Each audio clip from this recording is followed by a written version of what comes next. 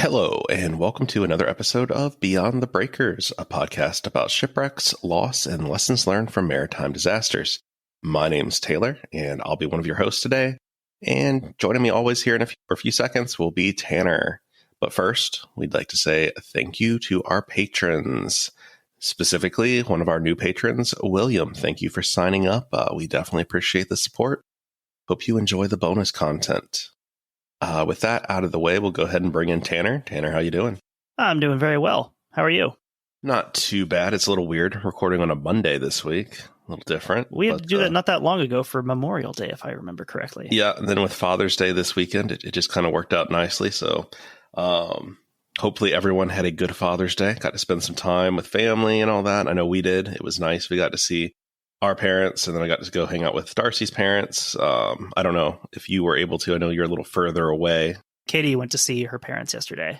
Nice. I was too depressed to go anywhere, so I stayed home and watched Spain play 120 minutes scoreless draw against Croatia and then went on penalty kicks. I mean, that does feel like a metaphor for just what you were going through. Also, I'll point out for our listeners, Father's Day is not the reason that we're off work today. The actual correct. Federal holiday is Juneteenth. I don't think they always work out on the same day. No, or the same weekend. Or the same weekend, yeah. Oh, and I am not off work. I do work tonight. This is actually our break week at work. Nice. I'm still technically working, but there's no classes. We're between terms. So it's kind of a nice reset week. It's nice to have this long weekend and then go in and not have to jump right into classes. Nice. That sounds good. What kind of media have you been consuming? I finished the Alla Triste novel I was reading. So I moved into, this arrived the other day and I wanted to start it right away. I started reading My Fourth Time We Drowned by Sally Hayden. You've probably seen it on our Twitter feed. It's been talked about quite a bit recently. It came out last year, and it's about migrants coming from Africa across the Mediterranean to Europe, which is appropriate given what we just saw in Greece, and other recent similar events.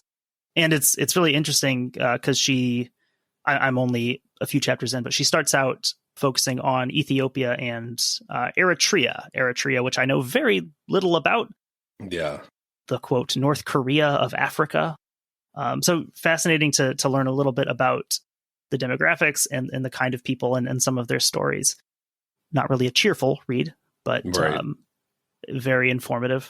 I also finally started into the last in the Expanse book series, Leviathan Falls. Love the Expanse books. I think aside from Ian Banks's Culture series, the Expanse is probably my favorite sci-fi. And I've had that book since it came out, and I finally decided to bite the bullet and just finish the series. I've got to do it sometime.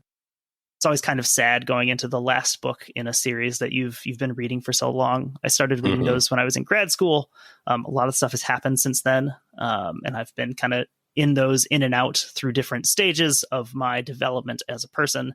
So yeah, that coming to an end is kind of bittersweet, but I'm excited for to see how that wraps up. Awesome. Yeah, what about you? I guess I am going to watch some baseball this year. I was not into it at the beginning of the season, but the Reds are young and apparently just don't know any better. And they're on an 8-game winning streak right now. I don't know. I guess I'm going to watch after all. So really been enjoying that. They're fun to watch. So many young players and a lot of potential. Hopefully they can, kind of manifest that into something. So we'll see. I don't know. As I said, I've already watched far more baseball than I thought I would. If it can get me to August and get me to like the opening of NFL training camp, I'll be happy. Yeah, the Brewers were on a pretty bad skid for a while. They got back on track sweeping the Pirates. So that was good. Also, the United States won the Nations League last night over Canada. Very convincing win. They've looked good. Dare I say, the U.S. men's team looks pretty good. They handled Mexico pretty easily. They beat Canada. And just in time for Greg Berhalter to come back in and maybe mess things up. But who knows? We'll see. Let's be positive. I guess the only other media stuff really, like this week has been a big week for podcast related stuff going on. Like as we're recording this now, I'm reading on Twitter about the what they're calling like a tourist submersible that's gone missing at the Titanic wreck site. So that's interesting. I didn't know that was a thing you could even do. I don't know that it's something I know it's something I wouldn't want to do. So when they say the ultimate Titanic experience. Yeah, I mean, the ultimate. You know what you're signing up for. Yeah, that does not sound pleasant. No, tourist submarine doesn't sound great. No, never. So yeah, we don't really know a lot about that one yet. It's literally just happening. But also we have the incident that you've already mentioned off of Greece with the migrants. And then we have the wedding party in Nigeria where 100 people have been confirmed, over 100 people confirmed dead as a result of a vessel that overturned carrying a wedding party. Sadly, a lot of relevant things. We were tagged in several things over the past 2 days of, have you seen this? And that's never really a good thing.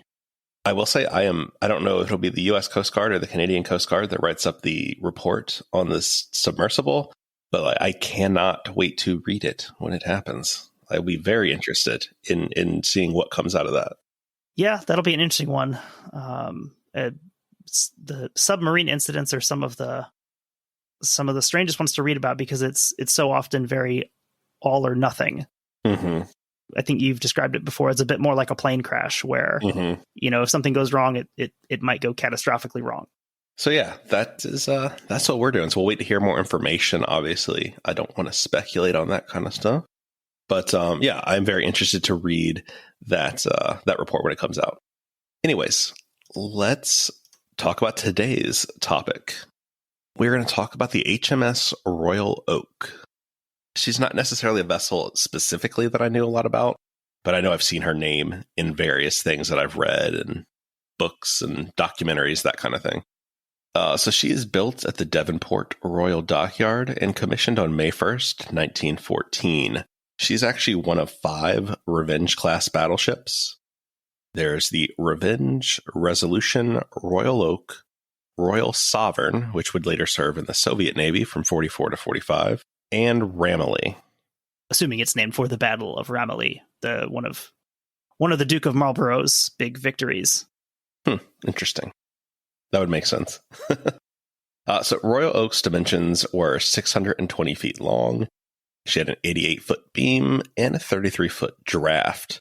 She would be armed with 4 twin 15-inch guns, 14 single 6-inch guns, 2 single 3-inch AA guns, and 4 21-inch torpedo tubes.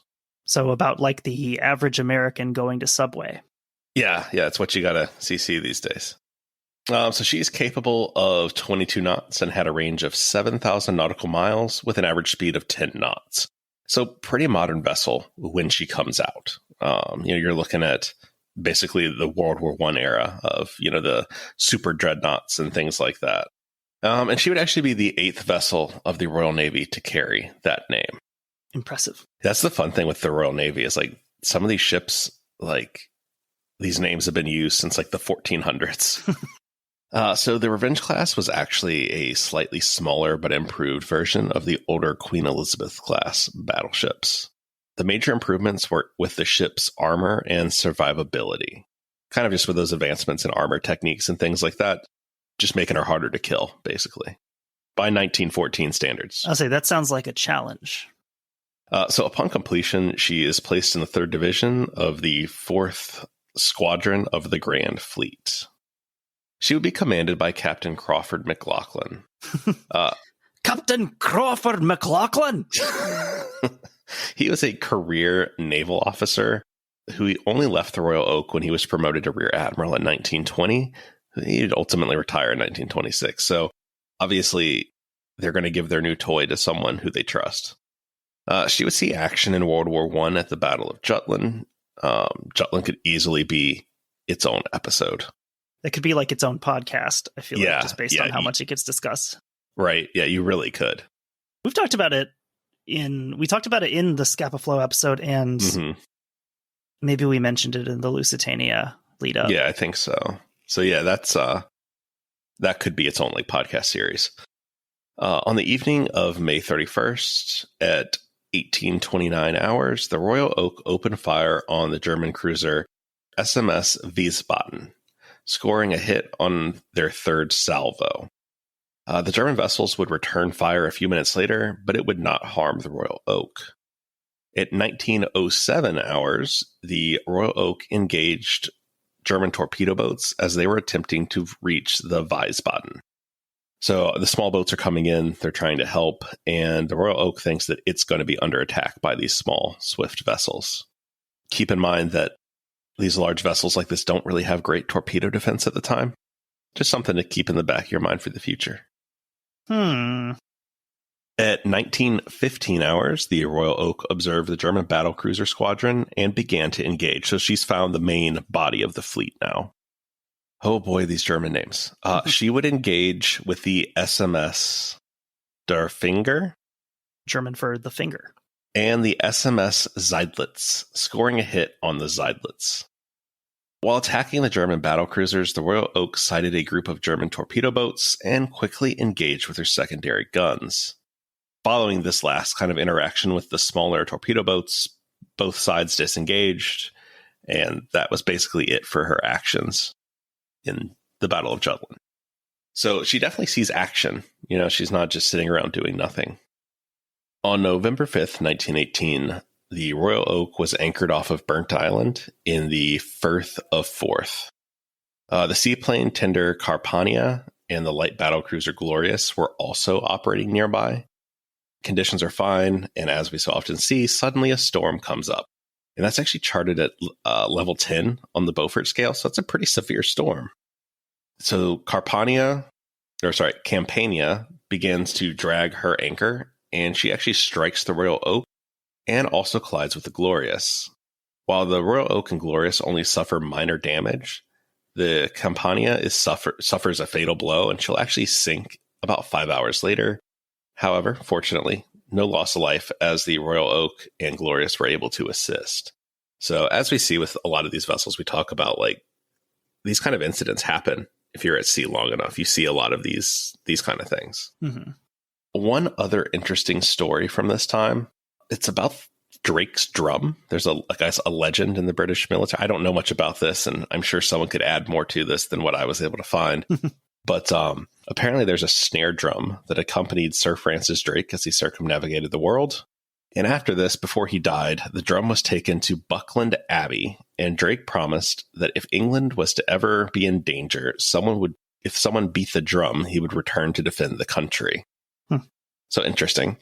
Legend has it that there was a mysterious victory drum roll heard on board the Royal Oak when the Imperial German Navy surrendered in 1918. According to legend, the ship was searched twice by officers and once by the captain, but no drum or drummer could be found. And it was chalked up to being Drake's drum. The drum is also mentioned in various other British military legends and even referenced in the novel Sharpe's Rifles. I know I read that one, but that was a long time ago. The last report of the drum was from the 45th Infantry as it evacuated Dunkirk during World War II. No reports of the drum working against Exocet missiles, though. It's actually the snare that Lars used on Saint Anger. That's why it sounds like shit.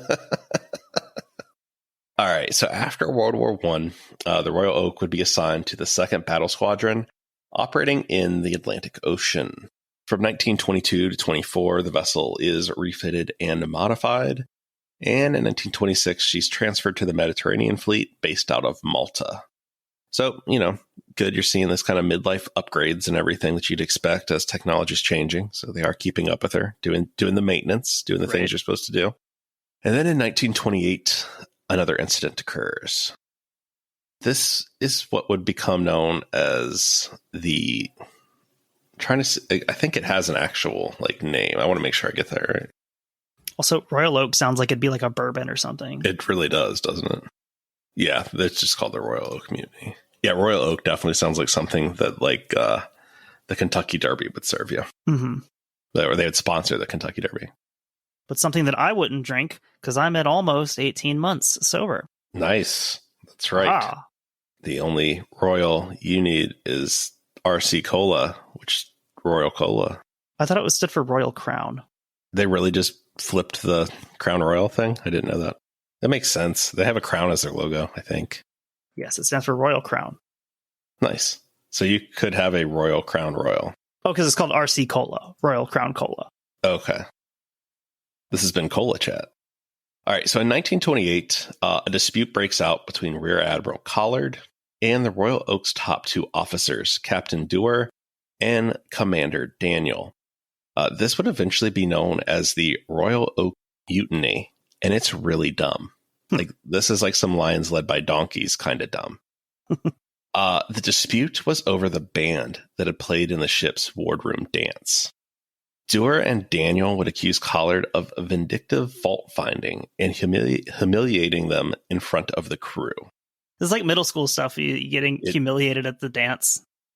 Collard would counter these claims that the two failed to follow orders and treated him, quote, worse than a midshipman. Dewar and Daniel would write complaint letters to Collard's boss, Vice Admiral John Kelly, who immediately decided he didn't want to deal with it and forwarded it on to the Commander-in-Chief, Admiral Sir Roger Keyes. I really just picture that Admiral Kelly opening up that letter and be like, nope, not my problem. I kind of want to drop in the soundbite of Michael Scott's going to work it out amongst yourselves. So Keyes felt that the relationship between the men was not fixable, and he convened a board of inquiry, which resulted in all three men being sent back to England. The inquiry occurred on the eve of a major naval exercise, which Keyes was forced to postpone. This postponement started a rumor. The rumor was that a full-blown mutiny had broken out on the Royal Oak and that the maneuvers had been canceled so that it could be put down. Through an international game of telephone, the story grew and became further exaggerated. Ultimately, it was hitting the front pages of all the newspapers across the British Empire and in the United States that one of the Royal Navy's battleships had gone rogue, essentially. It made it as far as King George V, who summoned the First Lord of Admiralty, William Brideben, to explain the situation. At that point, things were able to calm down a little bit. It's gone rogue. You'd have a hunt for Red Oaktober situation.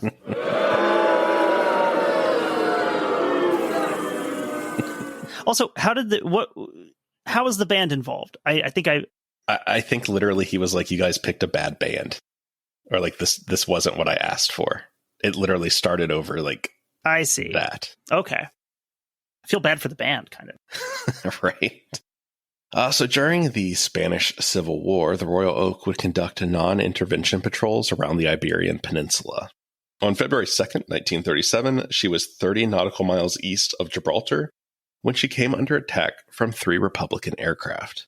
They dropped 3 bombs that exploded about 550 meters off of her starboard bow. However, the Royal Oak was not damaged. British government protested the incident, with the Spanish Republican government later admitting error. Later, on February 23rd, during an aerial bombardment by nationalist forces on a Republican anti-aircraft shell actually falls and lands on the vessel. This would injure 5 sailors, one of which was actually the captain at the time, a T.D. Drew. However, this incident was not protested, as it was deemed an act of God. Clearly they weren't targeting the vessel with an anti-aircraft shell that happened to fall there. So it sounds like there was some understanding. God does that sometimes. Drops a shell on you. So in May of 1937, Royal Oak, along with HMS Forester, escorted the ocean liner SS Habana, which carried 1,000 Basque children to Southampton. In July of that year, Royal Oak, along with her sister ship Resolution, would rescue the steamer Gordonia from a Spanish nationalist attack off of Santander. So she's pretty active during this time. And I think we'll kind of see that this was sort of her peak. This is sort of her golden year, this time period. This is interesting because with the Spanish Civil War, usually seen as just a prologue to World War II. And so you hear quite a bit about what Nazi Germany's up to in Spain and what the Soviets are up to in Spain. But it's interesting to see what is everyone else doing as they're kind of sitting and watching this happen. Yeah, and it's not exactly apples for apples, but it's a situation not that different than what's going on in Ukraine. Everyone's sort of supporting a side, but a lot of people pretend like they aren't. Mm-hmm. Or there's a lot of weird rules about we can give you this support, but not this support for this reason. Right. So it is very interesting to see what everyone's doing. So additionally, in 1937, she would appear in the film Our Fighting Navy, along with various other royal vessels. The film did not get great reviews, and I read a quick synopsis that was, Robert Douglas must choose between his love or the call of duty. Like many young men today must choose between love and Call of Duty. And capital, Call of Duty. So in 1938, Royal Oak returned to the home fleet, and she's made the flagship of the 2nd Battle Squadron based out of Portsmouth. They're going to be in prime position to intercept the Armada when they arrive. They'll be ready for. I guess it's 1939, so the Armada has bigger things to worry about at home. In 1939, she would embark for a brief training exercise before setting out for a new 30-month deployment to the Mediterranean. This was changed, however, when it was decided to send her north to Scapa Flow. And that's where she'd be when the war was declared on September 3rd. So Scapa Flow, we've definitely talked about that before. Safe. I believe that's where our friend the Seagull gun was invented, right? Yes. So in October of 1939, Royal Oak would join the search for the German battlecruiser Gneisenau. That is how you say that, right? You thought I didn't know that one. I feel like also most English speakers usually just drop the G because like that's what we would do. I only know it because I've heard it on documentaries. In October 1939, Royal Oak joined the search for the German battlecruiser Gneisenau, which had been sent to the North Sea in order to tie up Royal Navy assets. So the idea behind that is that it's going to allow the merchant raiders Deutschland and Admiral Graf Spee room to operate. They're going to tie up resources in a different area and let these commerce and merchant raiders do their thing to the merchant ships. However, there's an issue with this, and that is that by this time, the Royal Oak is beginning to show her age, and she could only maintain about 20 knots. Tell me about it. So because of this and worries about U-boats and things like that, she sent back to Scapa Flow. She would arrive back on October 12th in rough condition. Many of her life rafts had been destroyed, and multiple smaller caliber guns were inoperable due to flooding sustained during the storm. So she took quite a beating out there. But I think, it's kind of what you expect. Like, this is becoming a fairly old vessel at this point. Borderline obsolete, one could argue. The admiral of the home fleet, Charles Forbes, became concerned about recent German recon flights over Scapa Flow. Forbes would order most of the fleet to disperse. However, Royal Oak was ordered to remain behind. Part of this reasoning is that she was one of the vessels that had anti-aircraft guns, and this was actually viewed as an enhancement to the overall anti-aircraft coverage for the harbor. So ideally, Scapa Flow actually makes a really good harbor to shelter in. It also makes a really convenient target. I mean, you look at like somewhere like Pearl Harbor, right? Like any of these places are very vulnerable to attack if you can get in there and operate. You have a lot of targets densely packed in. Or the harbor of Pula, like we saw with the Viribus Unitas. Mm-hmm. If even as many as 2 Italian men get in there, it's going to cause havoc. So the commander of the German submarine fleet, a man by the name of Karl Dönitz, who you may know from other things, knew that this was really critical to the plan. Like, you had to attack the British fleet at harbor and make them feel unsafe. He wanted to have a pretty decisive strike early in the war. So not only is it going to be something to get the home fleet out of Scapa Flow and open up that area, but it's also really symbolic of showing like you're not safe anywhere. Like, we can come get you. Right. I think in a lot of ways, the island of Britain benefits from the same way the United States does, in a way of being separate from a lot of those continental wars. But you're able to close that distance in this case and be like, hey, just because the English Channel's there doesn't mean we can't bring the fight to you. So yeah, it is very interesting. That brings us to, who do we have to run this mission? Dönitz selects Gunther Preen for this job. The night of October 13th and the morning of October 14th was selected as it would have optimal tides and it would lack a full moon. Dönitz used high-quality photos from those recon flights that we'd previously talked about to figure out where defenses were weak and how they could enter the harbor. Preen was directed to enter Scapa Flow from the east via the Kirk Sound, passing north of Lamholm. However, upon arrival on scene, Preen would initially mistake the Scary Inlet, which was actually south. Is it Scurry? No, I think that's how it's pronounced. It just sounds funny compared to how it looks on paper. I assumed it was like Richard Scary. Like, don't go in there. That's scary. So Preen would initially mistake the Scary Sound, which was actually south of his intended route. He would suddenly realize his error, and he knew that he was heading into a shallow blocked passage. He would quickly order the vessel's course changed to the northeast, and he was able to pick his way through the sunken battleships of the Serrano and the Numidian. So they had these hulks sunk that, you know, he has to like work through these sunk vessels. Those are sunk on purpose as obstacles. Block ships, right. Yeah.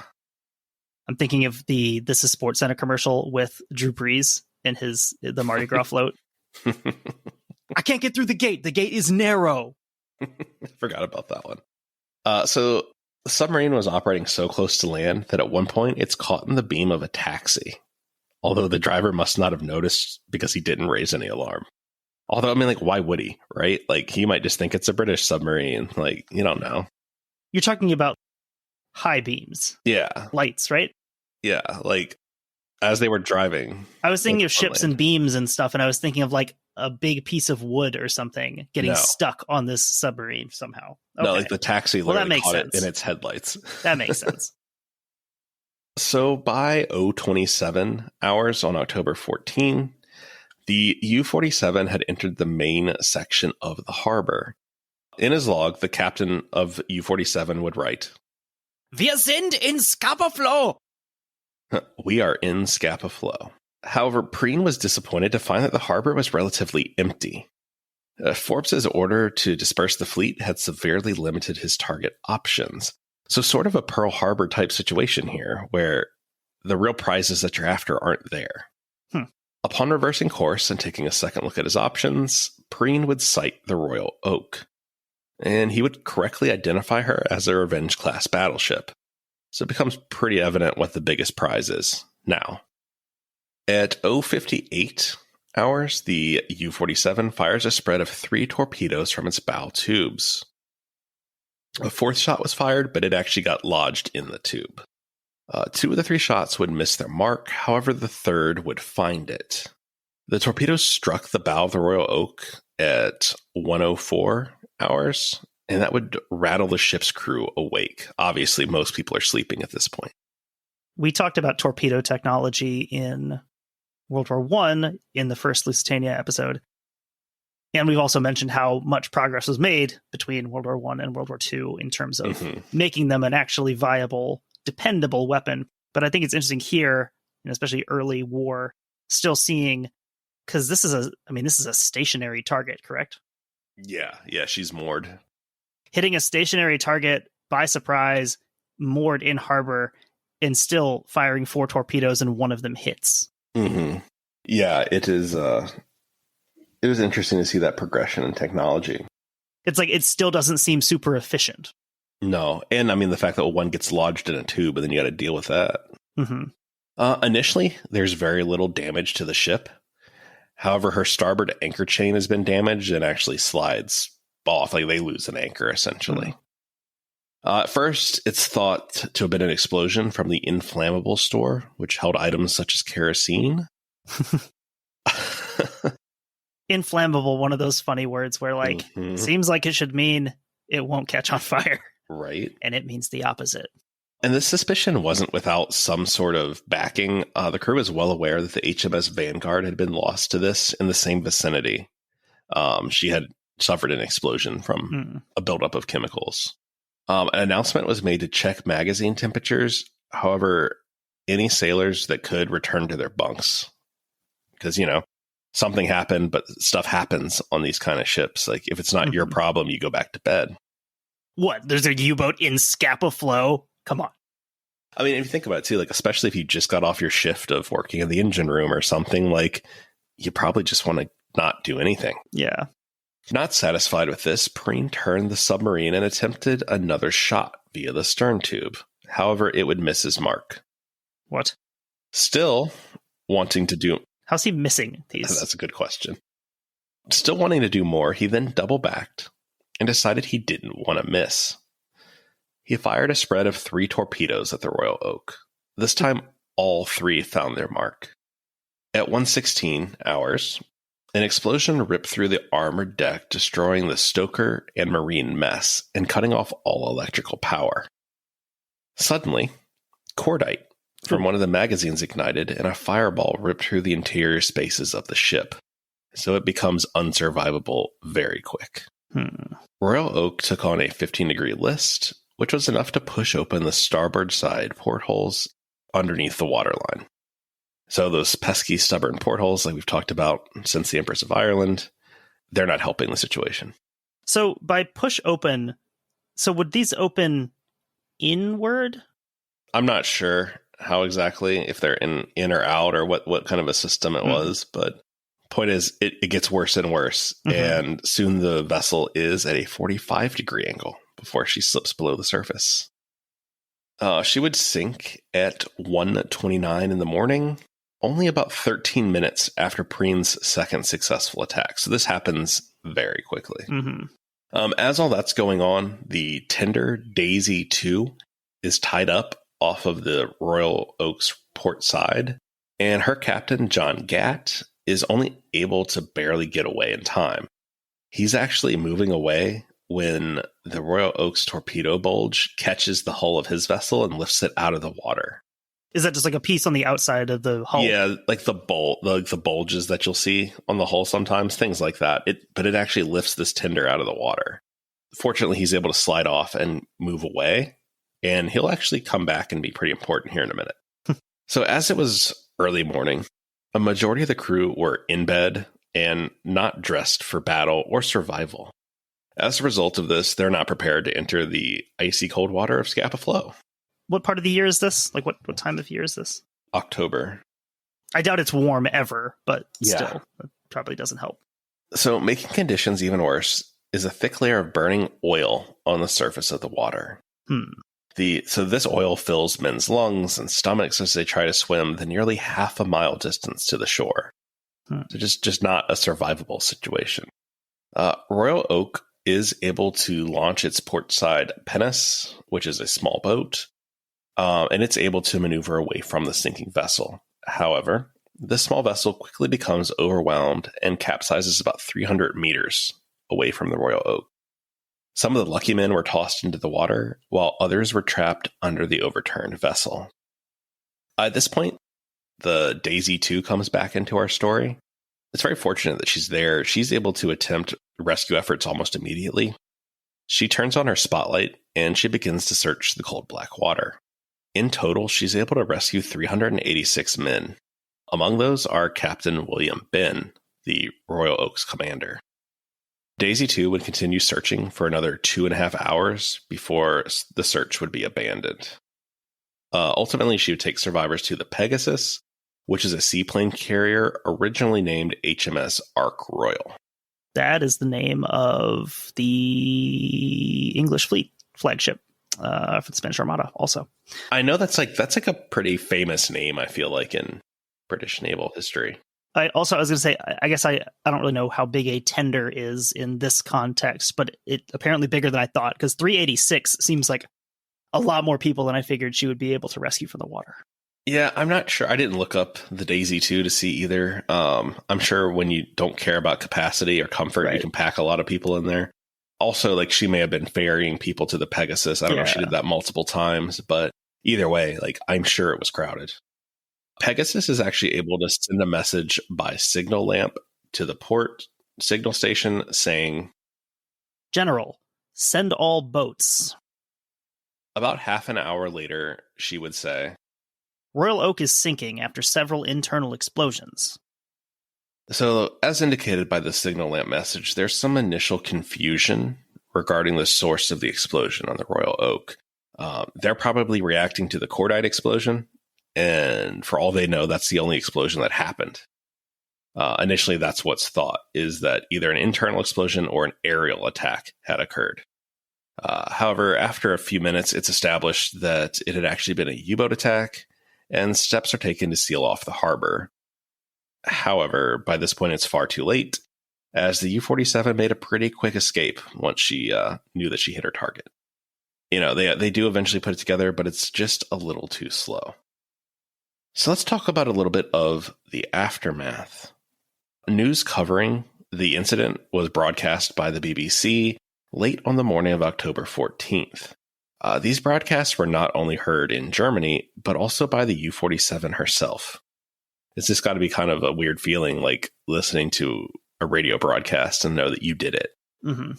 That same morning, divers went to survey the wreck site. That had to be pretty intense, diving on something like that, like as it's still smoldering. Something so recent, yeah. They were able to locate remnants of a German torpedo, thereby confirming the suspicion of a U-boat attack.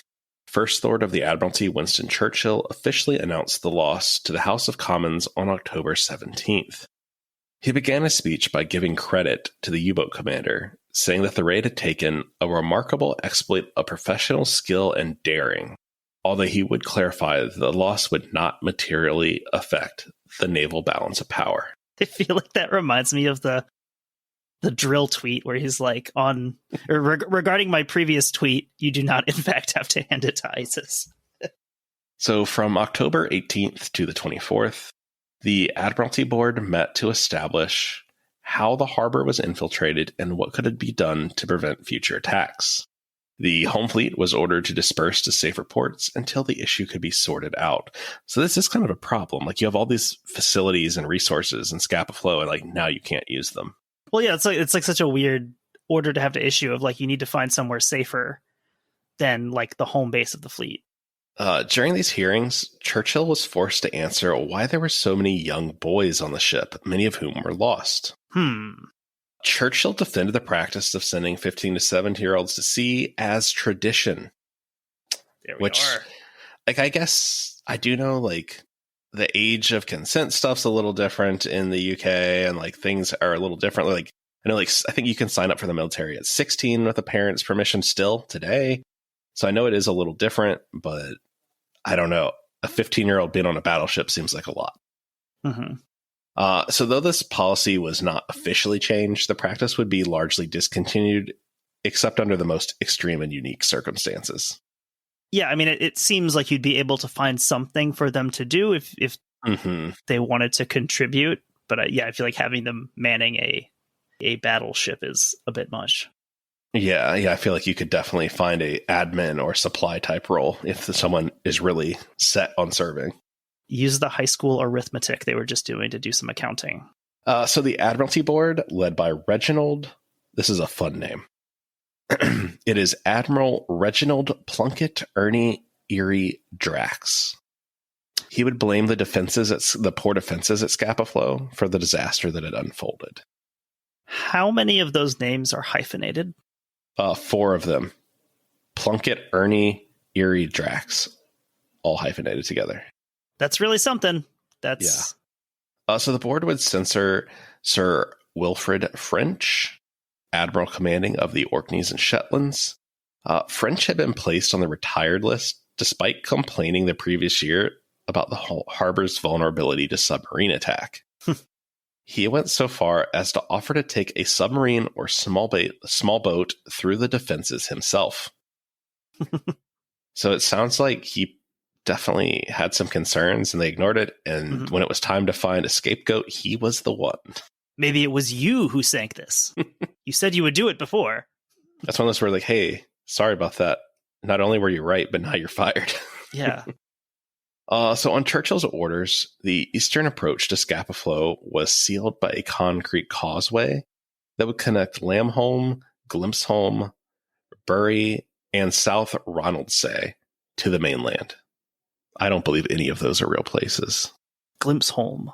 These barriers became known as Churchill barriers, and they were constructed by Italian POWs. I make the barrier.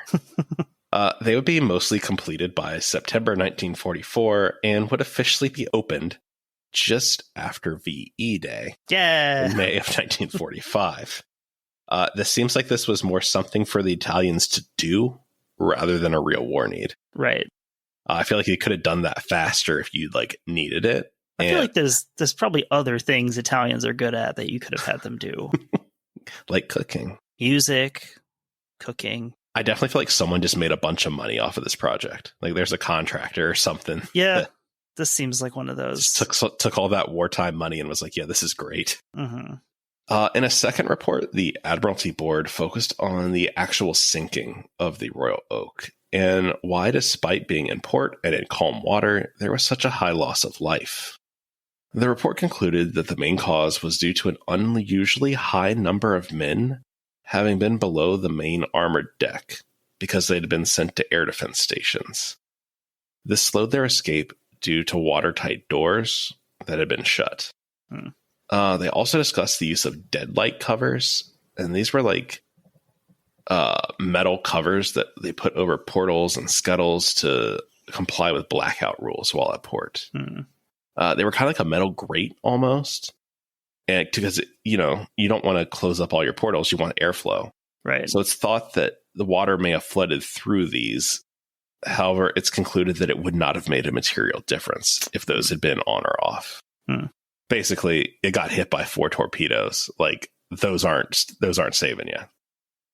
There's some of that in the similar type discussion around the Mary Rose, where one of the reasons that the casualties are so high is because of the mesh on the outside that would have been over the gun ports. So the idea that one of the few places they would have been able to get out would have been covered up. So probably leading to more casualties than there would have been otherwise. In total, 424 of her 1,188 crew would survive. That gives her a survival rate of just 36%. Really not great if you consider she was in port when it happened. So you can see why those boards and everything want to know like what caused this. Let's talk a little bit about Gunther Prien.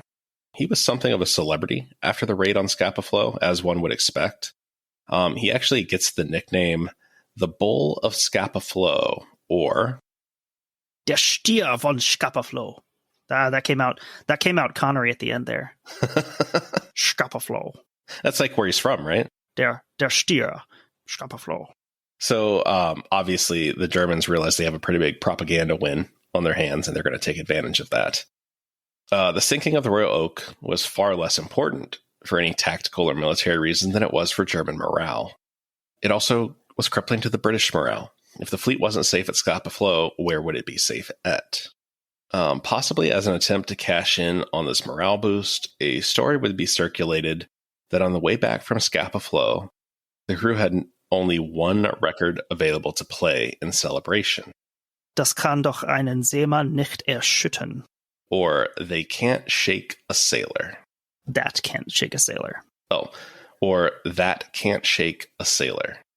Yeah, Fred Ritzel, writing in Lied und populäre Kultur, he is kind of skeptical of that story because Prien makes no mention of that in his memoir, and it's also not mentioned in the book Prien greift an, Prien Attacks by Wolfgang Frank, who also served on U-47. So none of the people on board say anything about that happening, but it's a curious story. I feel like that's something you'd remember. But that song is interesting from that same article. That song remained associated with Prien, and by the next year, it's being performed with specific reference. The lyrics are changed with specific reference to Prien and the Royal Oak. There's a section there where it says, Die Royal Oak bleibt nicht allein, wir schicken andere hinterdrein. Du wirst den ersten Seelord schon erschüttern. Kapitän Leutnant Prien, ahoy. Is this from the Dwight Schrute collection of children's bedtime stories? Meaning the Royal Oak, basically the Royal Oak isn't alone. We're sending more after her. You'll definitely shake the first Sea Lord, Captain Lieutenant Prien. Ahoy. The premise of the song, if you listen to the song, like there's versions of it recorded on YouTube, it's kind of one of your kind of classic sailing songs, just about how, nothing bothers a sailor and all these crazy things happened, storms and rocks and high seas and whatnot. That can't shake a sailor. And then actually, kind of unrelated to the story, but that song actually does undergo an interesting alteration in the Buchenwald concentration camp, actually being sung by prisoners. with the chorus as Das kann doch einen Häftling nicht erschüttern. That can't shake a prisoner, which I thought was interesting. You know, this song that is so popular with the German military, the Kriegsmarine. It's also a song that's, you know, familiar and known enough that it becomes popular in other versions, kind of by people on the other side of this equation. It's interesting seeing it more as a piece of just popular music rather than like specifically Nazi created. Yeah, rather than like this is a Nazi song, like this is a song that would have been popular and sung at the time. Buchenwald's survivor Bruno Appetz wrote about this. That was to show how tough we were, what thick skin we had. We were indifferent to the dangers of camp life, the death, and the brutality of the SS. So having scored this early victory, Prien became well known as one of Germany's top U-boat commanders. He continued to have success, ultimately sinking 162,000 gross registered tons of Allied shipping. Royal Oak would remain his largest prize in terms of tonnage. Most of the vessels that he sank were under 10,000 gross tons, with the exception being the 13,000-ton San Fernando and the 15,000-ton Arendora Star. However, as is so often the case with these U-boat commanders, Prien's luck would not last throughout the war. In late February 1941, the U-47 left Lorient, France, for what would be its final patrol. After attacking several ships on this patrol, U-47's last radio message gave out a position in the North Atlantic to the south of Iceland. She was presumed lost with all hands, either due to enemy action or through one of her own torpedoes circling back on her. Prien's reputation, like many who served Nazi Germany, underwent a good deal of whitewashing after the war, with writers and historians attempting to distance him from the ideological implications of Nazism. That's a theme we've discussed frequently with the Kriegsmarine, which objectively is the least Nazified of the branches, but like I don't think you get a medal for that. Yeah, and there's always that but, you know, saying, you know, there's that being the least Nazi military branch is still a massive problem here. That's not great. Katja Gorbahn writes about some of this in Perpetrators, Victims, Heroes, the Second World War, and National Socialism in Danish magazines. The magazine's heroes of the Second World War are usually men who have to fulfill an important task and who often carry out a specific plan. The implementation of this task requires courage and frequently also cunning and audacity. Additionally, it often demands sacrifice. Moreover, while Allied troops can function as military heroes, so can Germans, whose efficiency is often emphasized. In some cases, this even includes those who are unequivocal National Socialists. Günther Prien is the hero, and the regret about the death of many hundreds of British soldiers expressed in the article does not in the least detract from the clear admiration for Prien's competence and brazen courage. The fact that a product of National Socialist propaganda is presented in an almost unfiltered and affirmative way can hardly be linked to any corresponding political sympathies on the part of the editors. Rather, the magazine seemed to choose, quite haphazardly, stories which allow the deployment of a specific narrative pattern and ideal of masculinity. Emphasizing the parts that can generally be accepted as admirable and ignoring the enormous elephant in the room is not new. You know, we see that today even with the neo-Confederate sympathizers, with the way that we even talk about the Civil War, that, you know, well, the South had all these great generals and, you know, noble gentlemen, and it's just not true. Yeah, like the idea of like, you know, the South has all these like chivalrous, they would have been knights, you know, if they lived in the Middle Ages, whereas like the North is kind of depicted as, you know, the generals are all just butchers throwing their human wave attacks against these noble Southerners. And I think that's the same way when you talk about like, oh, German efficiency and things like that. It's these buzzwords that, well, tell me, what were they efficient at? And I mean, I think even Churchill, like, you know, he's willing to give the guy credit. And I think that's kind of the point here is like, you can do an amazingly brave thing and still be bad. Like the bravery part isn't what's in question here. Well, and also like, and I don't, this could be off base, but this is also extremely early in the war. where you can kind of see that as maybe being a bit more acceptable to say in public. Yeah, and like, for all they know, this is over in 3 months and everyone has a good laugh about it in 5 years. Yeah, because that's the kind of statement that wouldn't have been out of place you'd see in like the First World War. We kind of only in retrospect see that and go, ugh. Right. Yeah, it's very interesting. It is very interesting. But I think it's always interesting what you get out of these stories. Like when I started reading about the Royal Oak and everything, and you don't really know what direction some of these stories take you in a more technical direction. Some are more of a legal direction. And in this case, I didn't think that we'd be grappling with like, what's the legacy of a Nazi U-boat commander? But it's just an interesting thing to think about. I will add a lot of the information there towards the end did come from uboat.net, which again, we've talked about in the past. Is one of your favorite websites, right? A bit of a frenemy of the podcast. Great detailed information. I had just shared on Twitter this morning. It was the FAQ page I was exploring today. Frequently asked questions. Did any of you serve on a U-boat in the war?